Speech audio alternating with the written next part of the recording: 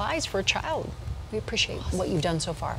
Kind of warm back-to-school weather. Hopefully it'll cool down a little bit. Yes. I can't believe that's just a couple weeks away. Isn't that crazy? Oh my I gosh. know. We're going through summer like that, and it's going to feel all about summer this week as we really heat things up. Before all is said and done, we'll be in the upper 90s this week. But outside, we've had a few scattered showers up in the mountains, some across the plains, and we have issued a first alert action day for tomorrow, thanks to thunderstorms that will be showing up across the eastern plains. 91 degrees for our high so far this afternoon. 80 in Colorado Springs, 87 for Greeley, even 80s and 90s for the mountains, 100 for Grand Junction today. Southeastern Colorado in the upper 90s as well. We'll have a few isolated thunderstorms tonight, more storms into tomorrow, and HOT again as our temperatures climb into the upper 90s this week here in Denver. 85 degrees downtown right now, our humidity at 33%, and winds in from the east at 10 miles an hour. So temperatures are in the low 80s here from Boulder to Longmont. We have 81 in Parker, 78 in Castle Rock, and 85 degrees downtown.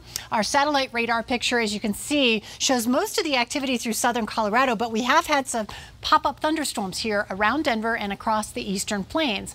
Now, one storm cell is out toward the airport right now. It's very isolated in its nature, and here over Denver we've just seen partly to mostly cloudy skies. Also another cell down here toward Castle Rock. We're seeing a little development here north of Elizabeth. So for the heat of the afternoon, we're starting to see a little lift in the atmosphere here, bringing in some scattered showers across Estes Park also, and just west of Loveland.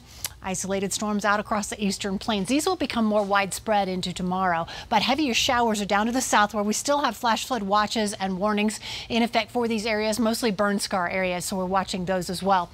For tonight, the strongest storms appear up into northeastern Colorado, and I think those will be later in the night, possibly the overnight hours, depending on how strong this little system is going through. But into tomorrow, we'll be warm once again. Afternoon highs around 90 degrees, and we'll drop back into the 60s for overnight lows. So we'll have 70s up toward Laramie and Cheyenne, 87 for Fort Collins, and then 90 here in Denver. We'll have mid to upper 90s for southeastern Colorado, 70s and 80s for the high country. Our futurecast.